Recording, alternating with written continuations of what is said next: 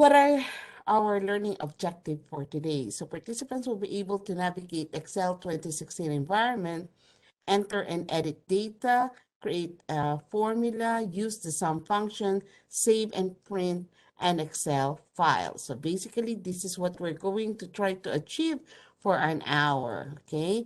If you have additional questions, just like what I said, it could actually place on the Q&A. You could always send me a question using my email, marites.macapagal@nyct.com. Let me just uh, minimize the screen for a few minutes, and I am going to share with you my Excel, okay? Just give me a few minutes. No.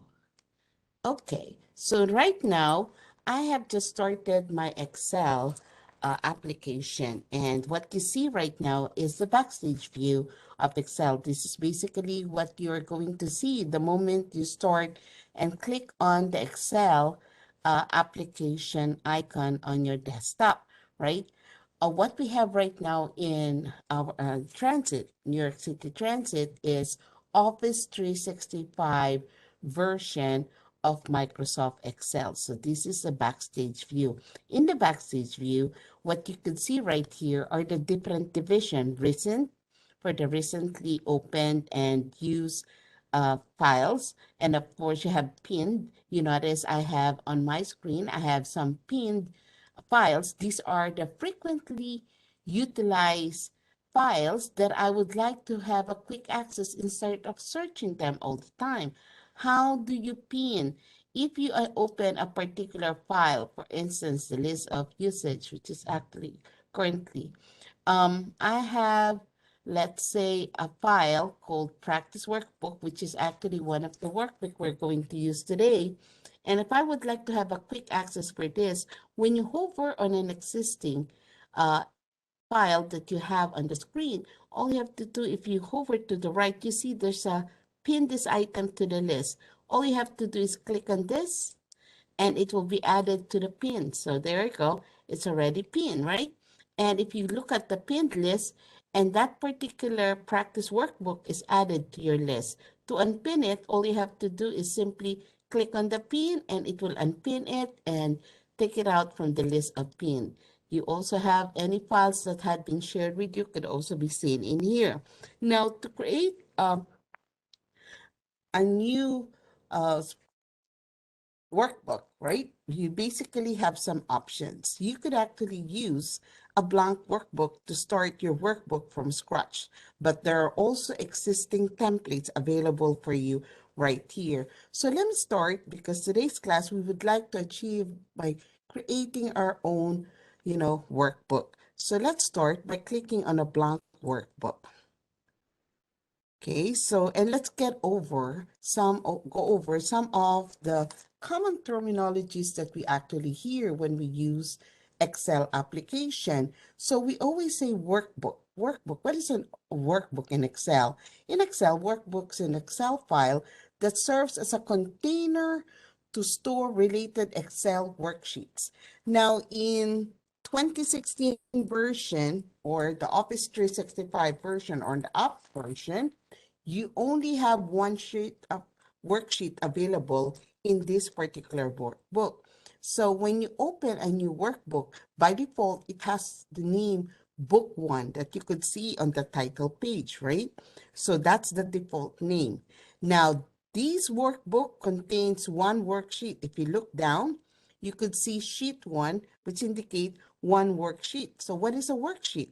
It is an electronic spreadsheet. So this is a spreadsheet that is used for entering, storing, and analyzing data in Excel. Think of it as an individual page within Excel that displays and allow you to work with the data. So this worksheet is made up of rows, which are labeled by numbers, and column labeled with letters, okay? So that is basically the component of a spreadsheet. So you notice there are row headers as well as column headers. What are the headers I'm talking about? those letters, A, B, C, D, notice on my screen, you could see up to AC, correct? Now, if you wanted to see how many rows do we have and how many columns do we have in here, let's take a look. So these are my column headers. These are my row headers labeled with numbers. So I'm currently right on the first row. So if you hold down your control key button, if you happen to have you've been working on a computer right now while you're listening to me, if you hold down the control and if you are going to basically, okay, use your, okay, use your arrow key, right? So basically the arrow key going down, you notice that in one particular worksheet, so all I did is held down my control key and used the down arrow key. Notice it went all the way down to the bottom of this particular worksheet. And how many rows do I have in one worksheet? There are 1,048,576 rows in one worksheet alone. So you could never run out of space. Let me go back to the top. How do we go back to the top? Simply by holding down the control key again and pressing the home key button on your keyboard will bring you back to A1, which is the home key. Now, to find out how many columns do we have in one worksheet, okay? So all you have to do is simply, now you can see the letter A to letter Z, and when it reads letter Z, it doubles letter A, B, and so forth and so on. So there are about 16,000 columns. And to show you that number of columns, again, I will hold down the control key button and use the right arrow, and notice it gives me the last series, which is XFD, and that represents 16,000 column in one worksheet alone. And basically, that's what it is. Again, let me press Control Home to bring me back to A1. Now, let me just go over. I'm sure all of you are Microsoft Office user, but briefly, let's just go over some of the important elements or interface of Excel worksheet. So once again, we have our title bar all the way on the top. The title bar displays the name of your workbook. So right now, because it's a new workbook, it just by default again says book 1. Of course, you have right here on your left is what you call the quick access toolbar, which could actually be customized. If you click on the drop down arrow, all of the items that have a check mark are the current or active icon, okay, that are actually available in here. That could actually represent commands that you could actually use in building your workbook. Now, on the right side, because it is actually licensed under our name, you could see your name and you have, of course, ribbon display option, minimize, restore, and the close button. Now, you also have a ribbon. This is basically what you call a ribbon. Ribbon provides you with access to the mostly commonly used commands available. Now, each ribbon have a heading, okay? It has a name right there, and we have home ribbon, okay? This is the insert ribbon tab. This is the page layout. The notice as I click on every ribbon, the list of the different commands changes, right? So each ribbon contains multiple groups divided by a very thin line, and the names of the groups are actually indicated at the, for every segment. Now, below the ribbon is what you call the formula bar. This is the formula bar. You see this bar right here. And this displays the content of the currently selected cell in a worksheet. So what is a cell? A cell is an intersection of a row and a column. So in this case, my active cell, which I could see on the name box, this is what you call the name box, displays the cell reference for the currently selected cell or the cell that reference of the active cell in the current range that I'm in. So I am currently in an active cell A1. So basically you name the cell using the column letter and the row number, okay? So basically, that's how we name a cell. Now, looking down, again, we have here what you call the status bar. Right now, it says ready. We are in the ready mode, sorry, waiting for you to interact with the Excel worksheet, okay? Later on, you would notice that ready will be replaced with the word enter and edit mode. As you enter information, the moment you start typing, sorry, it will actually change from ready to edit. And once you have an existing data and you wanted to make some changes, it will actually change to edit. On the right side, I would like you to notice and note that this is what you call the view and the zoom control. This will change the view of the content of your spreadsheet. And of course, this is the zoom that actually allows you to change the magnification level. You could either use the minus sign to zoom out. Notice how you make it smaller. The plus sign to zoom in to make it bigger. Or you could use the lever that you could drag to your left and to your right, according to the magnification you would like to be able to see. Okay? Now, sorry. Sorry, everybody. Now, you could also see that there's what you call a share, the share workbook with others, right, within Excel.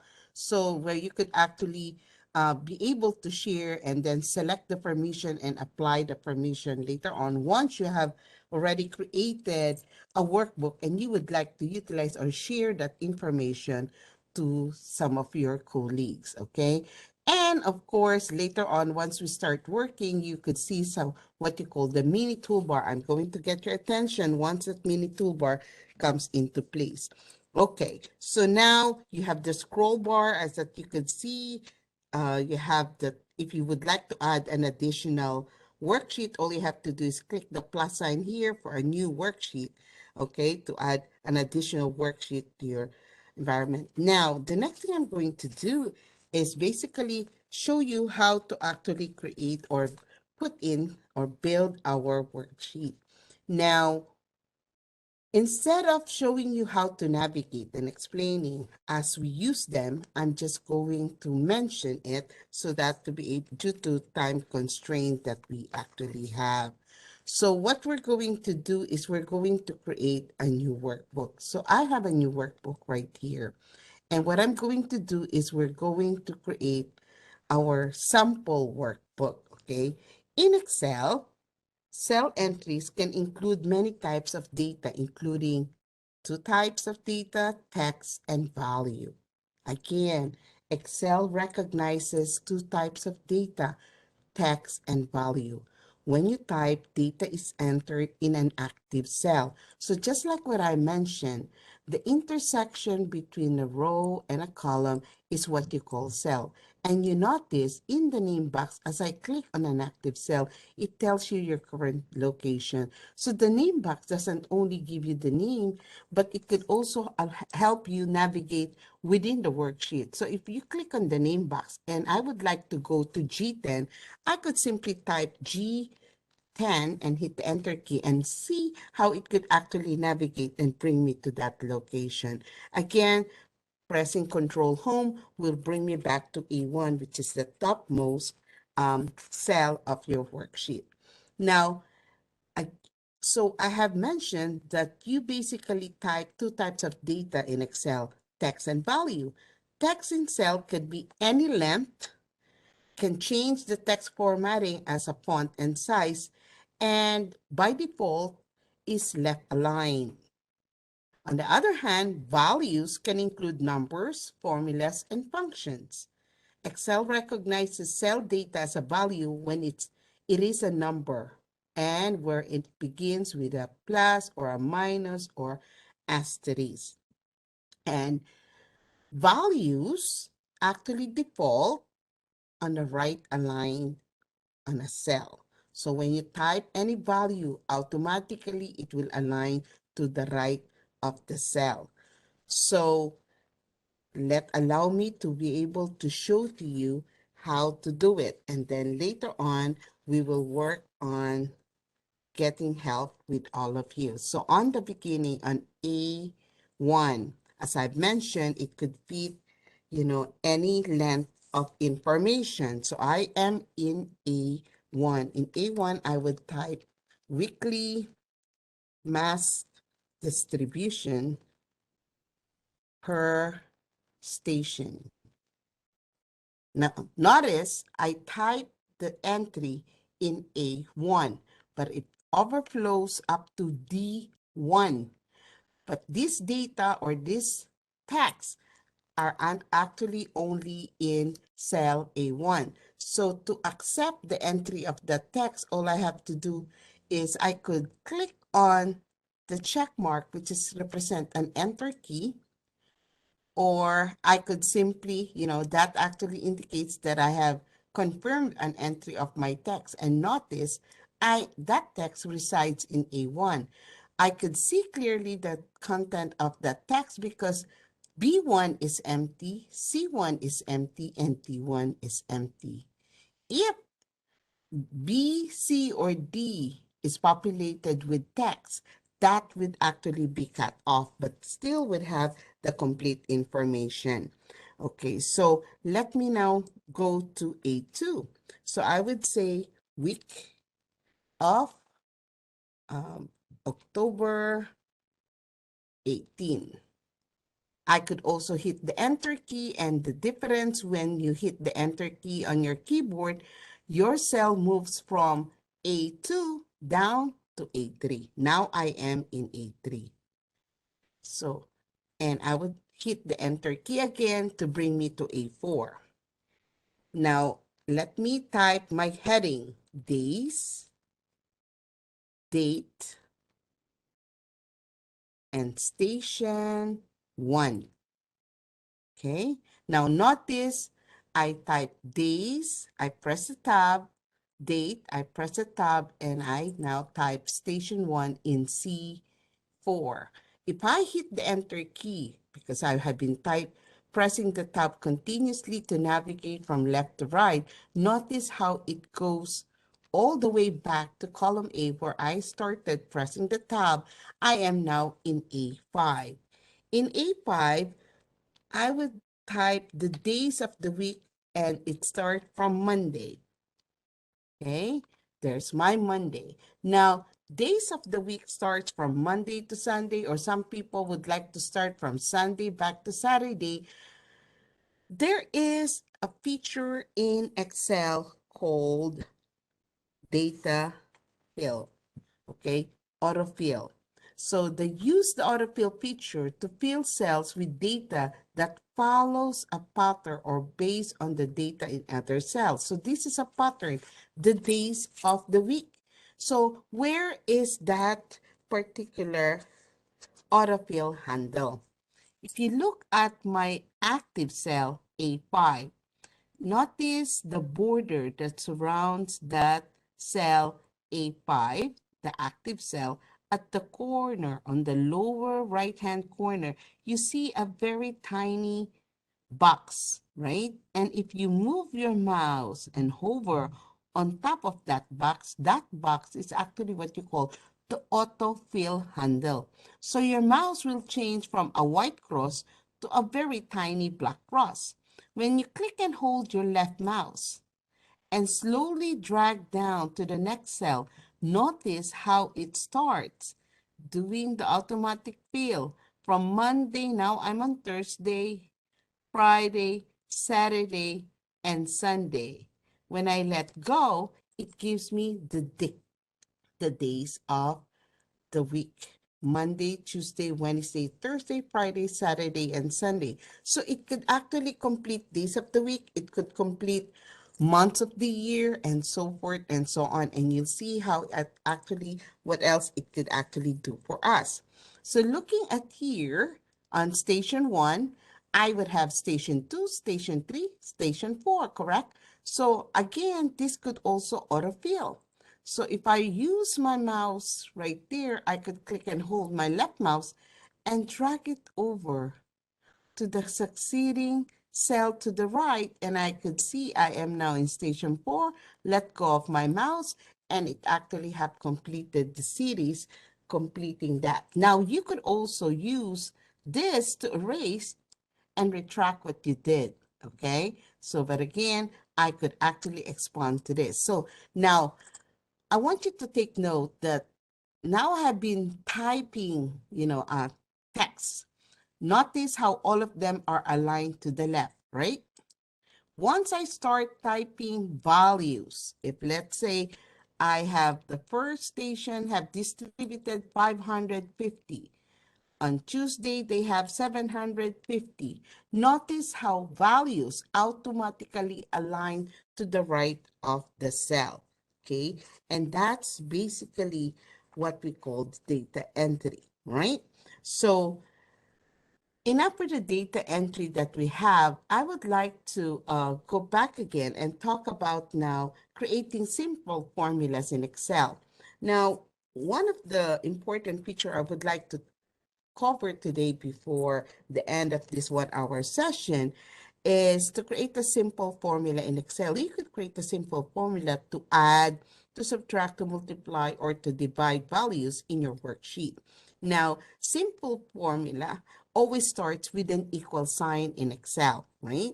And followed by the constant that are numeric value and calculation using this actually symbols. Now, if you recall, when you're doing manual calculations, right, whether you're using a calculator or you're adding or subtracting manually, these are the different keys that you use: the plus sign, the minus sign, the equal to multiply, the divide key, and the percent key. In Excel, when you would like to add, we use the same plus, we use the same subtract or minus, the little hyphen. You use asterisk instead of the X to multiply, and to divide, you use the forward slash percent, still use the same, symbol, okay? So basically, that's what you are actually using. Now, let me now show you and briefly explain to you how Excel or builds formula. Manually, when you add, you would say plus 5 plus 5 is equal to 10. In Excel, just like what I mentioned, you start, you know, creating your formula in the cell where you would like your answer to be. So formula always begins with the equal sign. Take a look, it has an equal sign. Now, after typing the equal sign, it will be followed by a constant and operators, right? So in this case, if I'm adding 5 plus 5, I don't use the actual value, but I use the cell address of where that value resides. In this case, this is in C2 plus D2. And when you click on the check mark, it will eventually give you the answer. So that's how basically it is done. So let's start creating our formula. And I'm just going to open another workbook that actually have all those information. So allow me to open the practice workbook. That's why I pin it. And to have this data available for all of you. Now, I will start and, um, I will get some volunteer from all of you, to be able to start to create a formula. Allow me to show you how to use, a very simple way of adding, the long way of adding this information. Once again, I will put the column heading on column F, F4, the word totals. So I have the total in here. To get the total, again, you start with the equal sign. Okay, so we said instead of using the value, you use the cell address. So I would like to add the value from station 1, which is located in C5. So I could literally type C5, but instead of typing C5, I will simply use the cell address, which is right here. I would use my mouse to click on the cell where the value resides. So notice how I have my mouse in the middle of C5, and when I click using my left mouse, it picked up C5. I will hit the plus sign to add. Next, I will add the value in station 2 in T5 relative to the location of where the formula is and up to E5. Now I have all the values that I need to get the total for Monday. So I could simply click on the check mark to stay in the same location, and I have my total 1,250. Okay, so I could also type, remember I said I could simply type equals C5 plus D5, okay, oops, D5 plus E5. Oh, I'm already in 6 rather, row 6, sorry. I'm looking at the wrong row, sorry. Okay, D5 and E6 rather. So I am in row 6. And again, I click on the plus sign and actually it does it. Now, remember the autofill. So I have shown you 2 formulas so far using the long way of adding by adding each individual cell. Remember how we use the autofill handle? Autofill handle could also copy the formula since the formula is relative to the location of, the cell. So I could I deleted that to show you that I could use autofill to copy the formula from F5 down to F11. And if you click to select, see how it relatively changes based on the location of the formula. It picks up the values in each row. So that's one way of adding or creating your formula. Another way of doing it is basically let me just delete it. That's one way, is to use basically the AutoSum, right? A lot of you have heard about the AutoSum, okay? And what is basically an AutoSum? This is one of the sum function is actually Excel automatically enters the formula for you. That's what happened when you use the AutoSum. You could use it to quickly sum a column or row of numbers. Okay, all you have to do is click on the cell where you want your answer to be. In this case, I would like my answer to be in F5. Okay, and where can I find AutoSum? In your home ribbon, under the edit, you see AutoSum right here. You could also find it under the formulas. AutoSum is right there. So whether you go to the formulas ribbon tab or you go stay in the home ribbon and stay here in AutoSum, you notice when I click on the AutoSum option, this is what's going to happen. Just like what I said, it will automatically quickly sum rows of numbers. So it will detect where are the numbers located. So it gives you the function equal sum, open parenthesis, to enclose the range. This is what you refer to as range, a group of cell, adjacent cell. You are adding from C5 colon to E5. So that includes that entire range. Equal sum, C5 to E5, close parenthesis, okay? And I could click on the enter key. So that's basically the sum. Allow me to do it one more time. So again, I use AutoSum and it picks up again equal sum C6 to E6, and I could hit the enter key and that will give me an answer. And just like what I've mentioned earlier, right? You could actually use this to be able to copy, okay? So you could actually use the autofill handle to actually do that. But I would like to just show you something, okay? So let's say, okay, I am adding this again. So again, if I use AutoSum, notice I was on my last row trying to add the values in row 11. But remember, you have to be very careful. That's why I did it intentionally.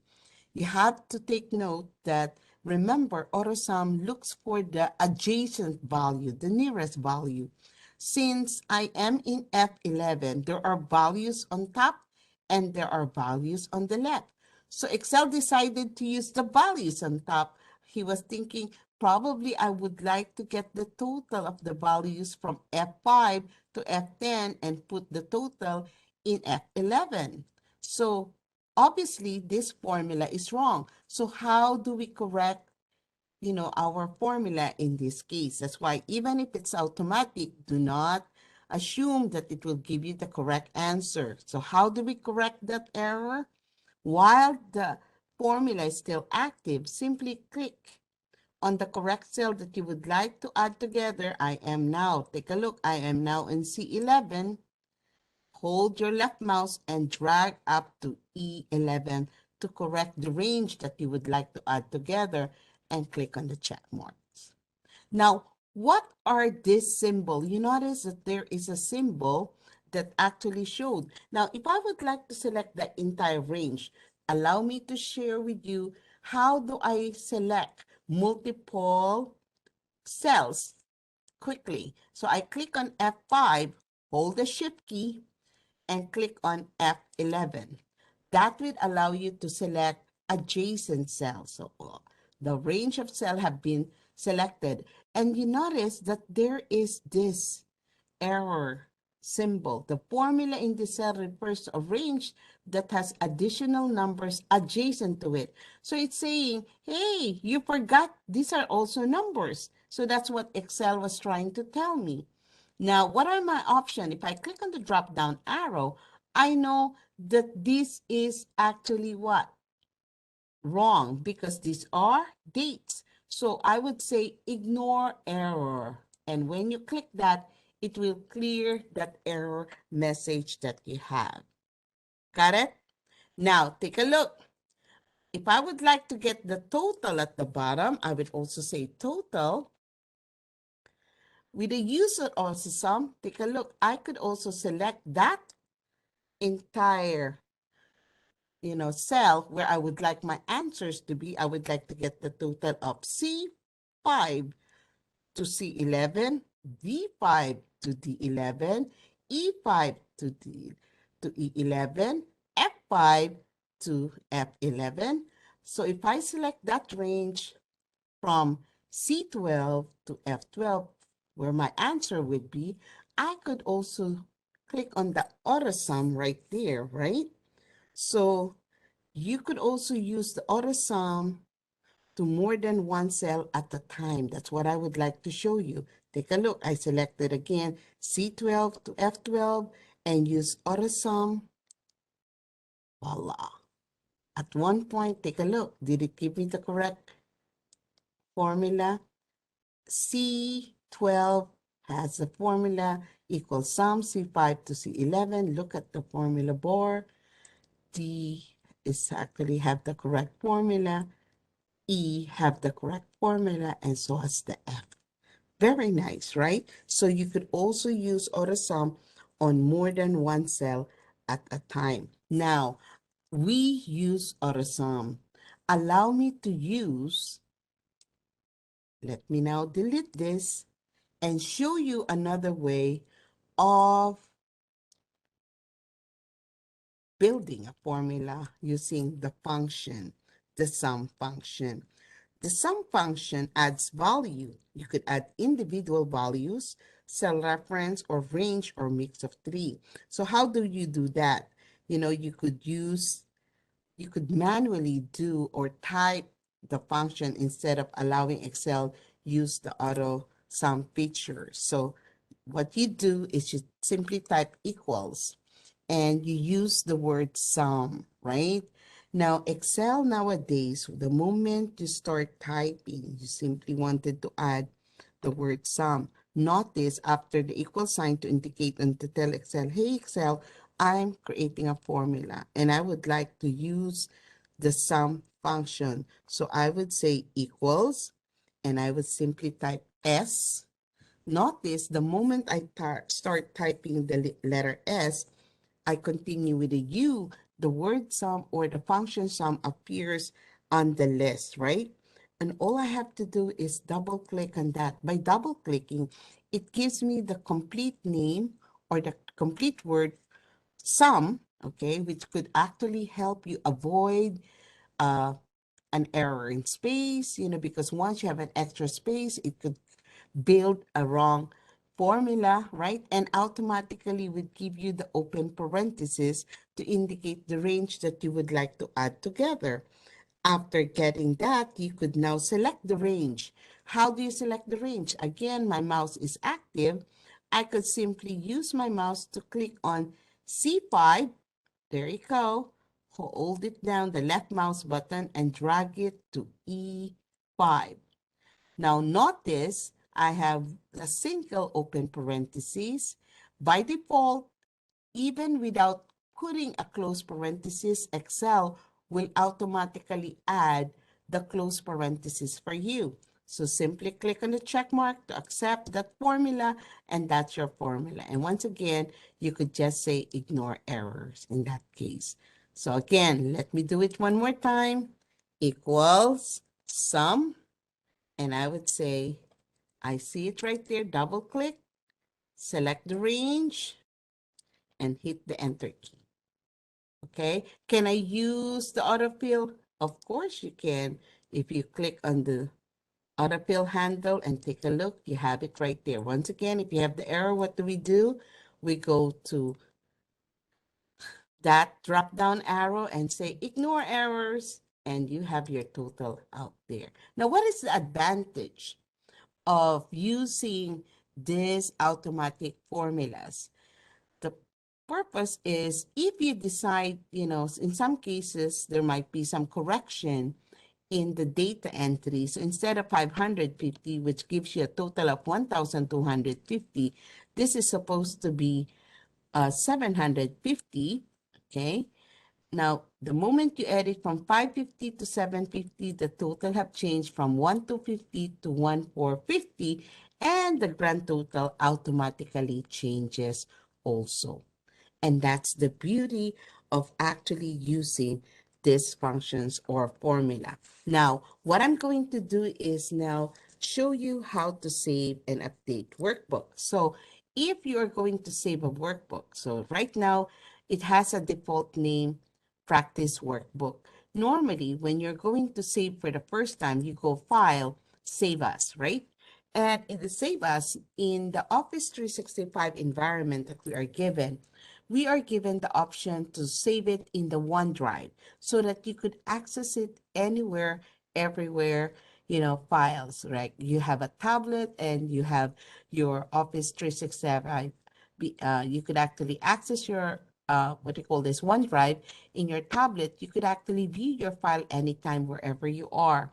Or you could also save it in your computer, okay, where you are currently in, or in your shared drive. So in this case, I am going to show you two things. I'm going to share with you first and save it in my current location. So I click on browse, and I would like to save it in my documents, and I will just simply put it in a folder, okay, Fundamentals of Excel, and I would call Practice Workbook 1, okay, and click on Save. And that's my new workbook, and it has been saved. If you would like to save it in your OneDrive, and because you would like to share it, so you go File, Save As, put it in OneDrive, and in your OneDrive, notice it says OneDrive, empty OneDrive, right? You could actually save it in a folder that's currently existing, or you could create a new folder. So if I have here, let's say in here, I have some of my documents, I would like to put it there. I could simply go to my documents and save it there, and simply save the file in this folder, and simply save it, and it is now saved into your OneDrive. Once it is saved in OneDrive, you could easily share it to other people in your department or people that you work with. Notice the share button. And when I click on it, because it is automatically shared in OneDrive, I could be able to share it instantly. I could actually put people you specify can view. If you click in here, you have the option of allowing them to edit. But if you would like them to just view it, leave it alone. But if you would like to allow them to edit, make sure you open it and click on Allow Editing. Okay? and then you apply. Once you do that, you notice now it says people you specify can edit. A while ago, it says can only view. So it's up to you what rights you want to give them. And you could just simply type the name. I'm going to share it to my coworker, okay, my partner here at Computer Training, Rafael Tirado. And all I have to do is basically what? Send it to him. Okay. On the other hand, Rafael, link to the practice workbook was sent. So Rafael should be able to get the link from his email to be able to access this particular file. Now I have 15 more minutes and I would like to open a file that I would like to share to some of you so that you could actually practice with me. Okay, so I would get a couple of people that would actually do the exercise with me for this Excel files. Rafa, while I'm looking for the file, can you get volunteers to actually do it? Who would like to volunteer? I thought I was gonna be the volunteer showing my file, the one that you share with me. We could do that before we end so that you get ready with that while they're All actually right. volunteering. I need at least one volunteer, and then we could All right. actually at least to practice the feature that I've shown. Yes, I would All love right. that. All right, guys. On the Q&A, you can put your name. You can write down your name there if you want to volunteer. Oh, do we have the chat too? No, only the Okay. Q&A. Only the Q&A. Just Or give me a signal.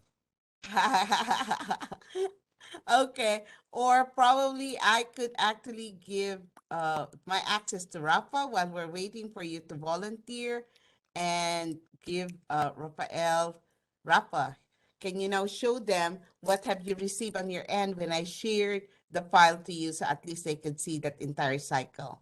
All right, Maritas, I'm gonna share my screen number one.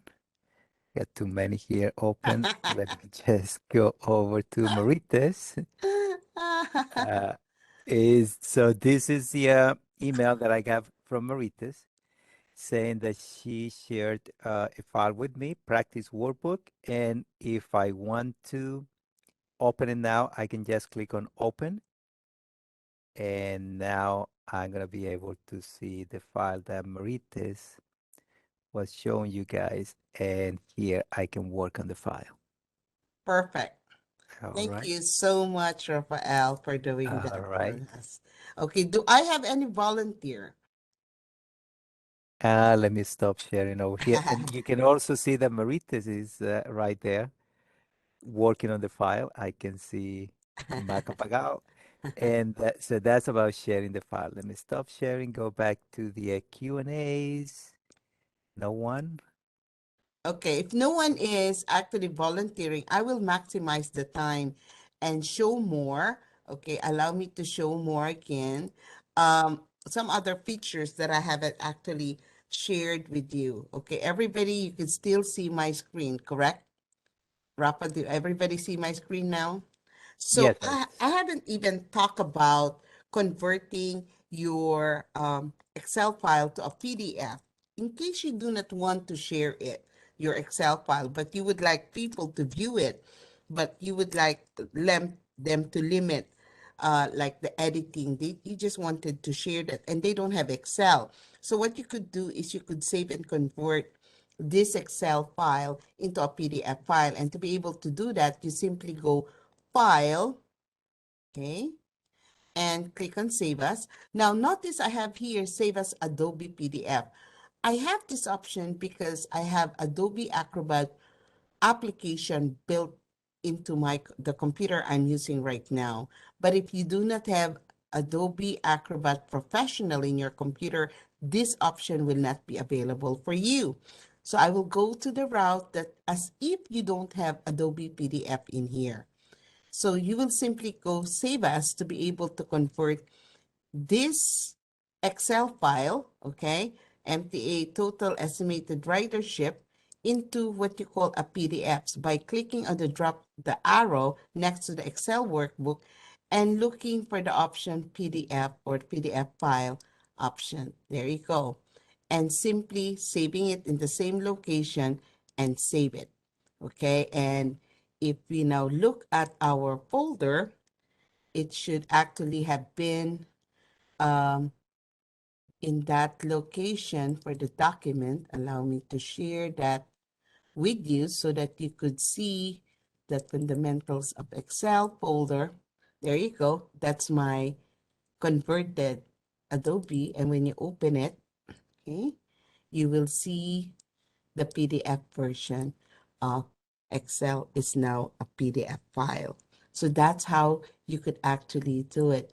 Now, also what I want you to note is if you have an existing file and you would like to use the layout of this report. Let's say this is a report that you always use on a weekly basis, but you wanted to save it, give it a name. So you would say file, save as, and this is the file basically for the week of MTA ridership for, let's say, January.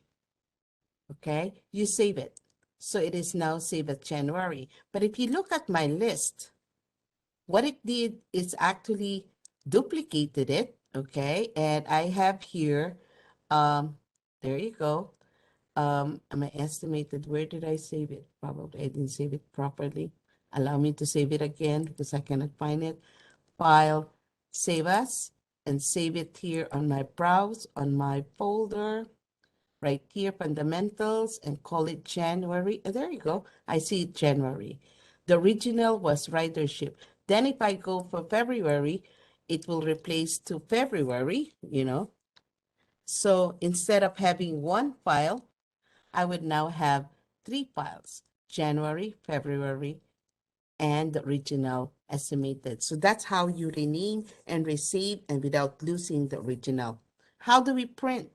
We simply go File, okay, and print. When you print, you basically are given the opportunity to preview it before you print, okay?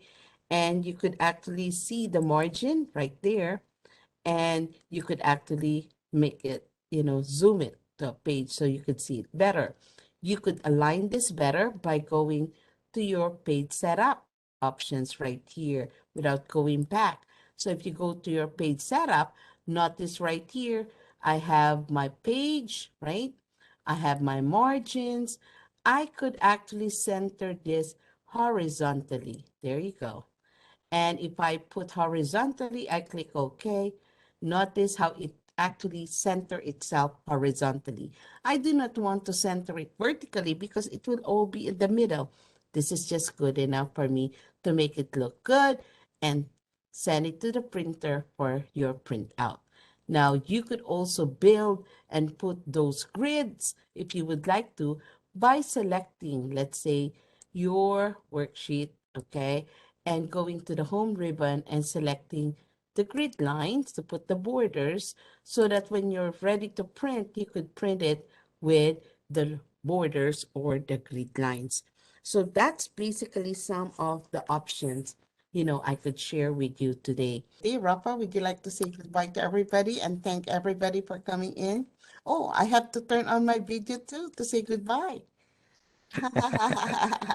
While you do that, Marites, I'm gonna go first and say goodbye. Thank you for being in the class today. Hope Yes, you enjoyed, thank and you we'll see so you next much. time. Thank you so much. Goodbye, everybody. See you next time. Goodbye.